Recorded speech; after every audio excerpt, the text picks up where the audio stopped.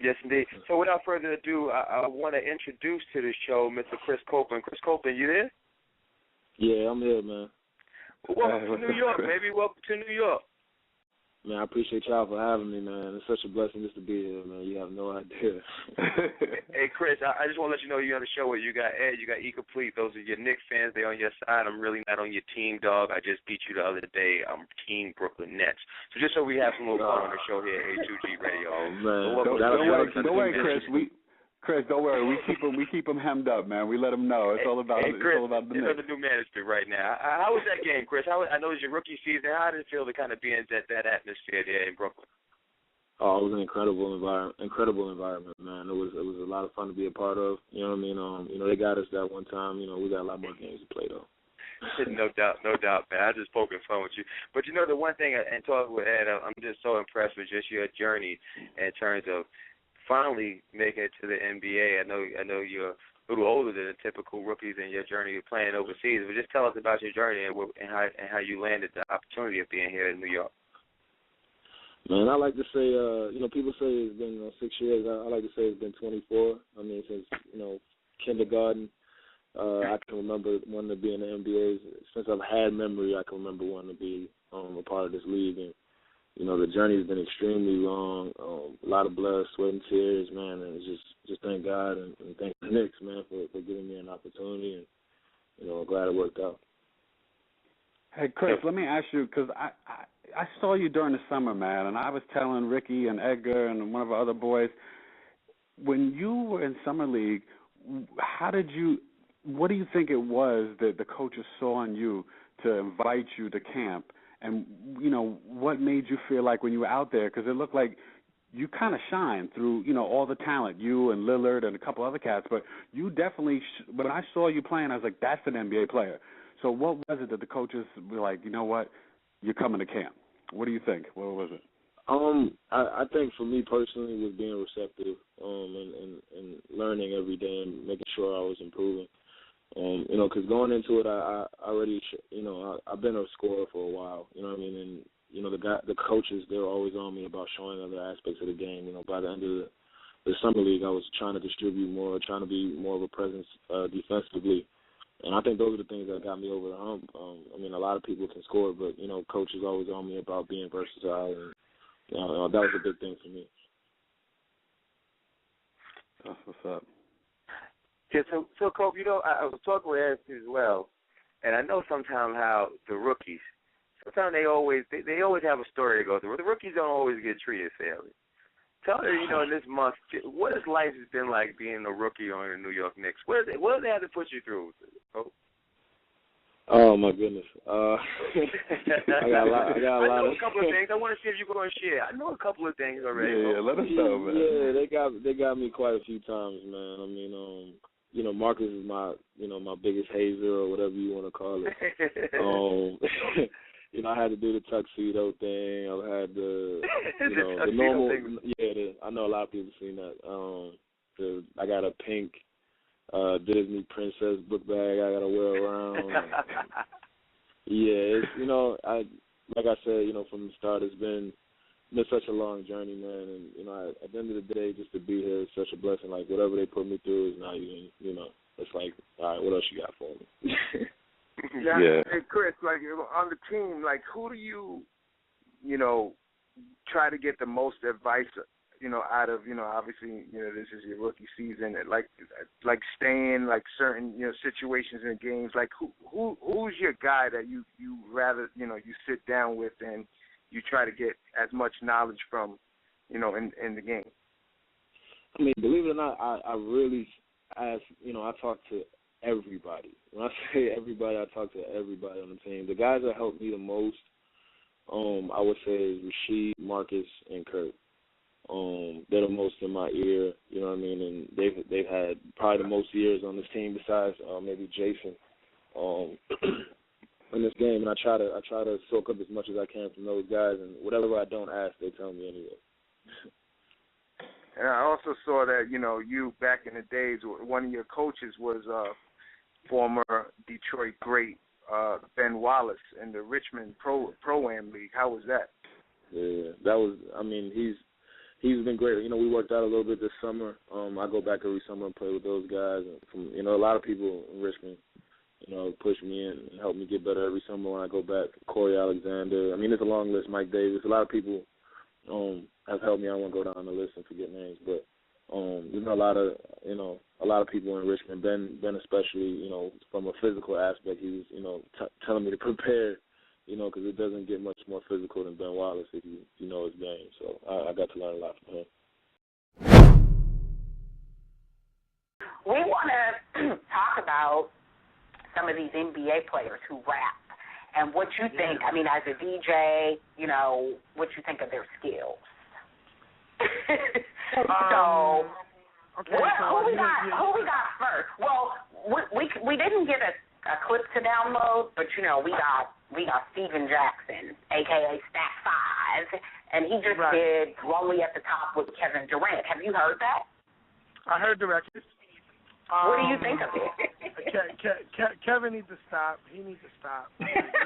Come on, man. Like, I thought he was high. I thought he had a little flow. He needs to stop, a little bit. That's the equivalent of a dude that can't ball, like actually making a team, and him like subbing in. You know what I'm saying?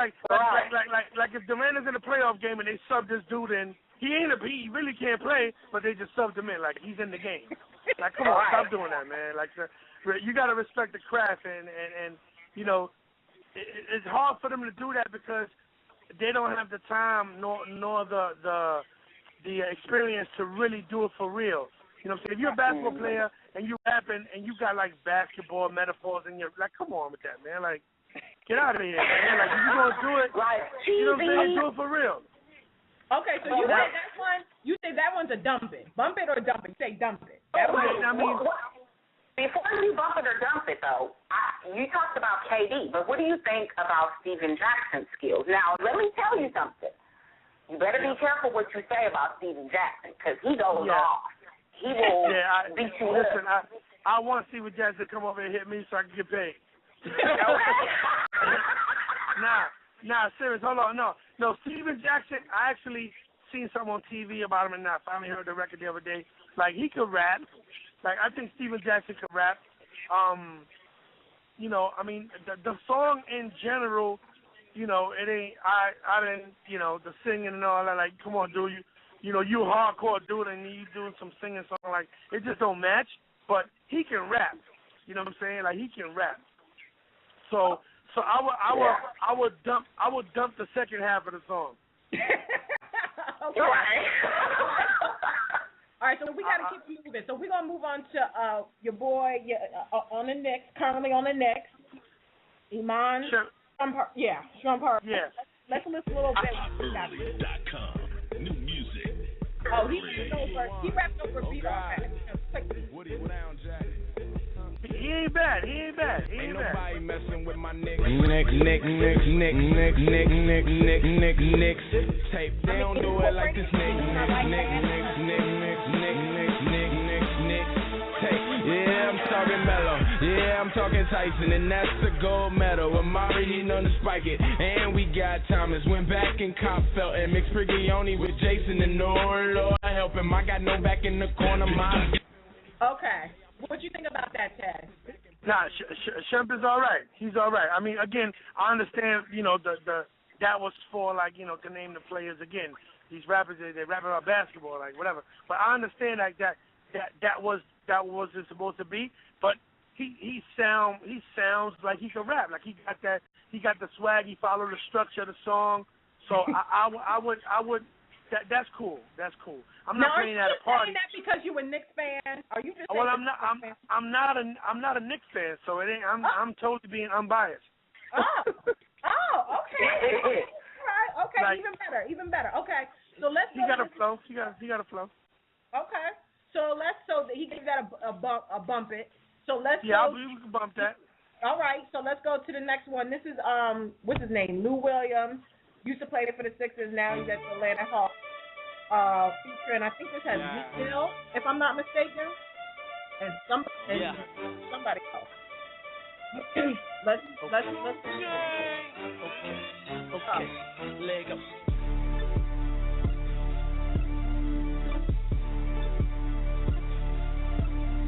All right, play this little instrumental part.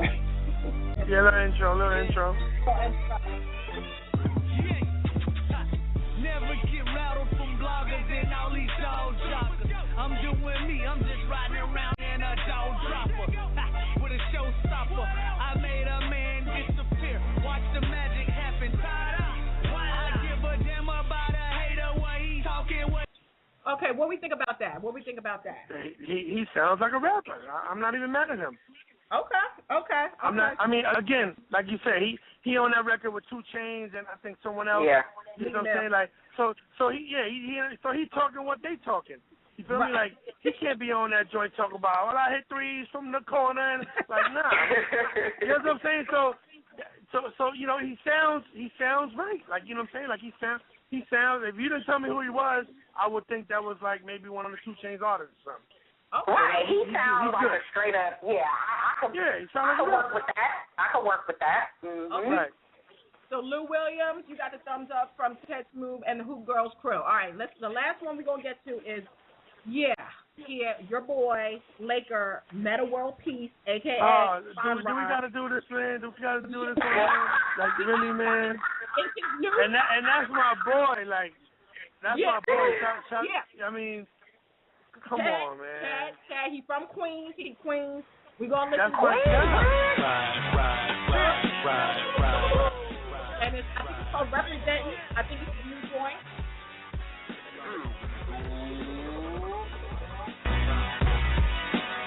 Here we go. From the hood. Another side. Come on, Mediterranean.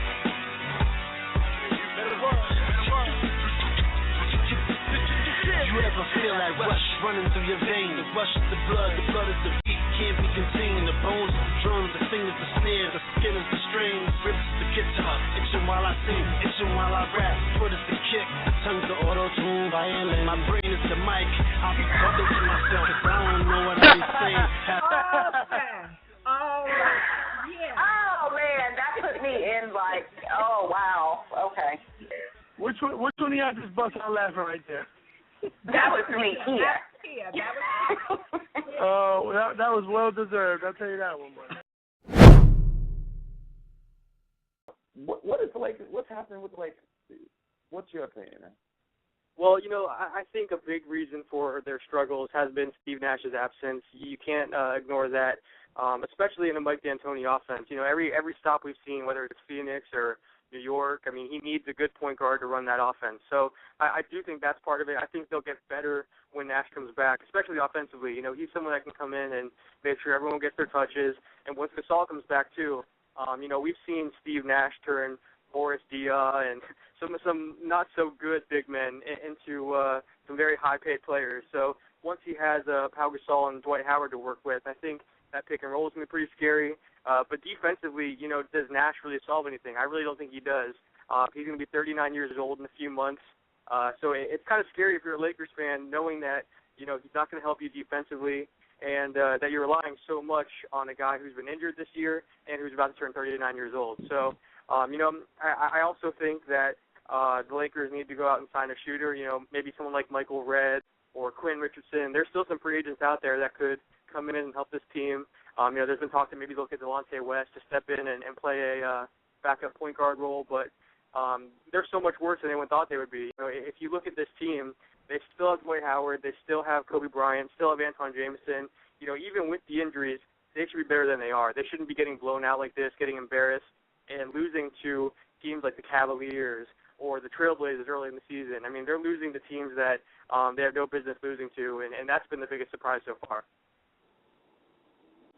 Well, you know, I definitely agree with you, Alex. And let me ask you this, though, in terms of defensively, you know, people get on D'Antoni, and, you know, you got to practice it. But do you think at the end of the day, maybe this roster is not what we thought it was, and that, you know, I think they're kind of slow. I mean, Jameson, like you said, they only have Jody Meeks as a shooter, and then having Jameson off the bench, I don't know what you're going to get out of Ebanks, and you need Blake to come back as well with Nash and Gasol. I think I would like to see them, and they've talked about maybe going after Delonte West, you know, so you could have a good defensive point guard. Do you think that at the end of the day, D'Antoni is going to have to adjust his system, which we haven't seen him do before, to really work with these players?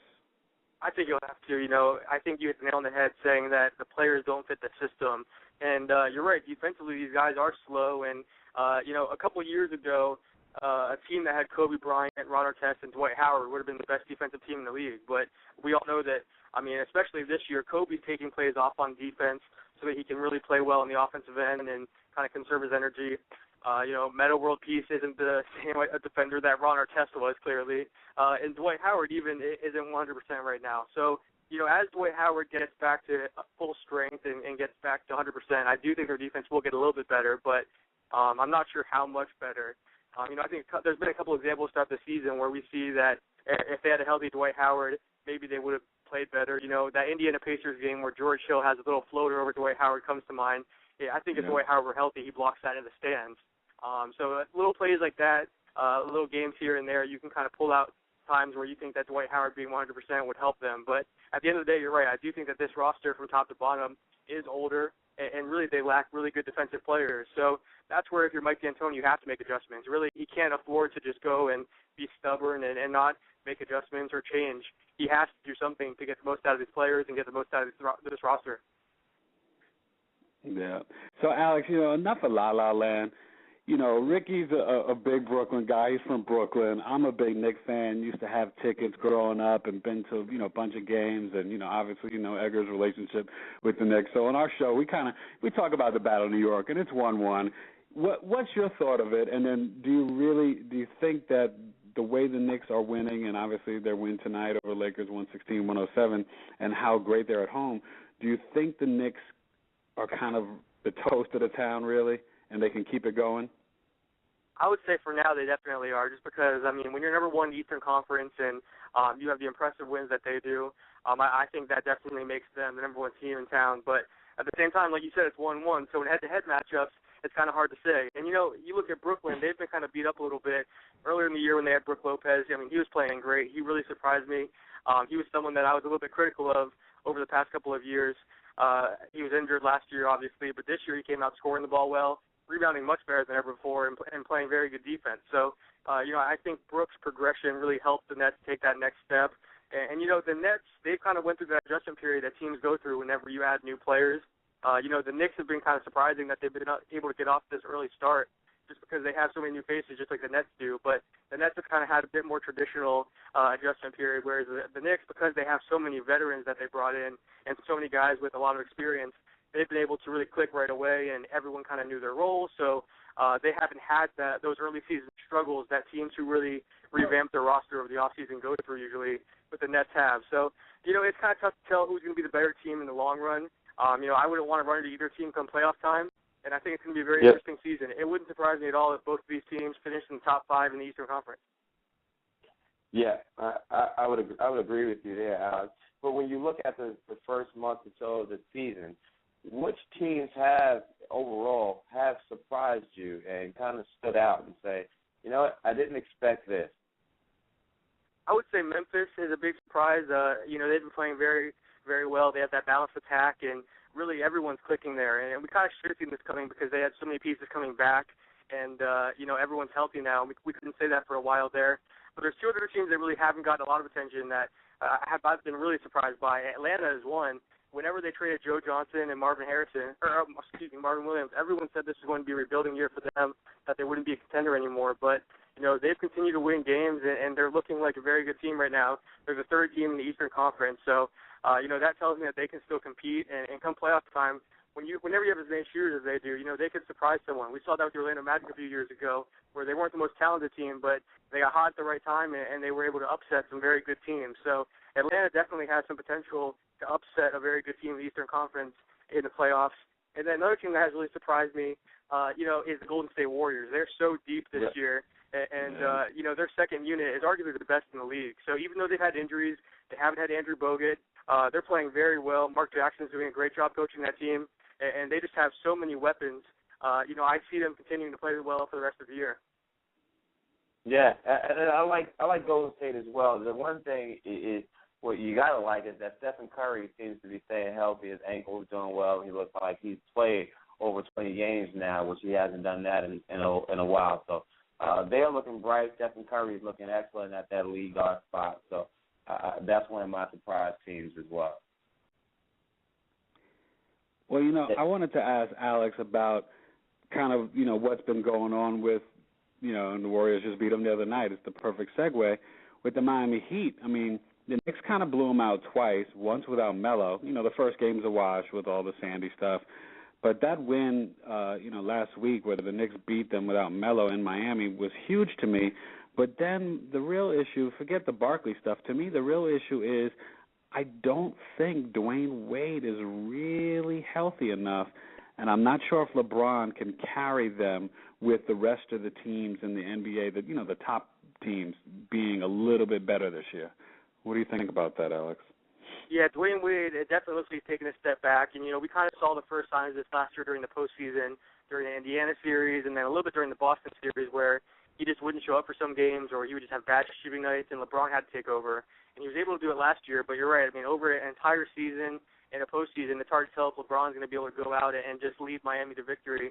I think the biggest thing with Miami right now is just their defense isn't the same as it was last year. Last year, they were one of the best defensive teams in the league, but that hasn't been the case this year. I think with Dwayne Wade struggling, with Ray Allen, Rashard Lewis stepping in and playing more minutes there, their defense is taking a step back. They're letting teams average 99.5 points per game against them, and that's fifth worst in the conference. So really, they've taken a huge step back. Offensively, they're still playing well, but when you let teams score as much as they are, it's hard to win some games. They're beating all the teams they should, but when they played a good team like the Knicks, as you've mentioned, it's just been ugly. So that's the biggest thing Miami needs to work on right now. They need to get back to that elite level of defense they were playing last year. They need to get Ray Allen and Rashard Lewis acclimated.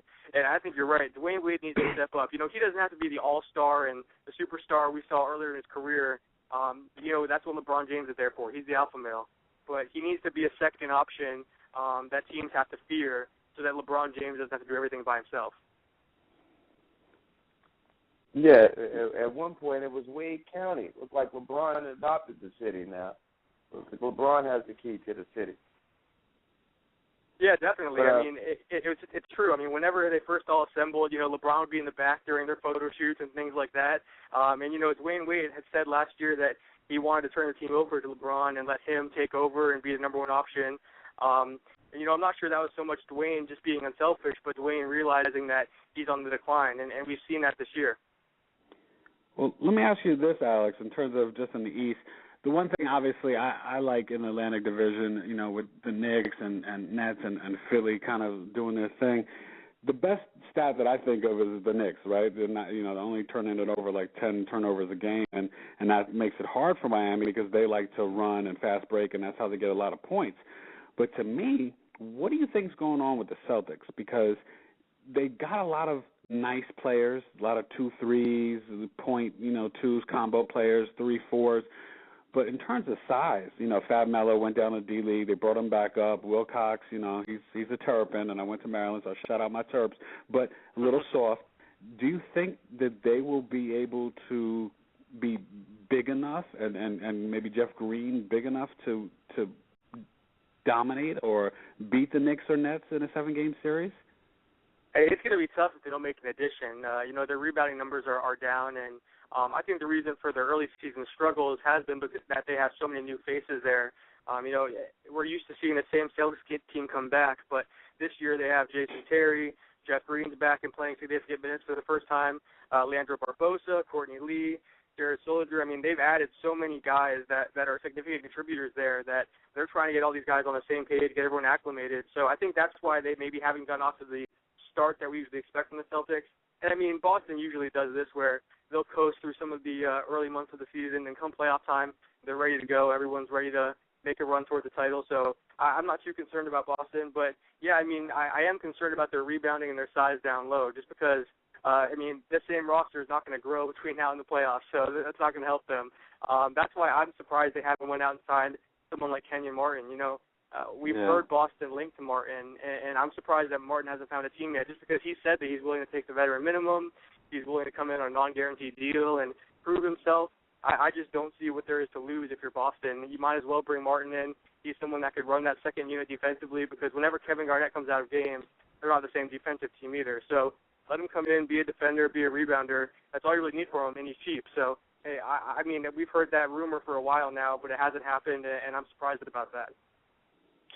Hey, Alex, I would ask, because I know that as I follow your blogs, you're pretty good at staying on the pulse of some of these rumors and things that might be coming up. Some teams early on struggling, we know with Lakers. What are some of the rumors that you may have heard or have understanding that may be developing that we may not know yet, or is it too soon to say?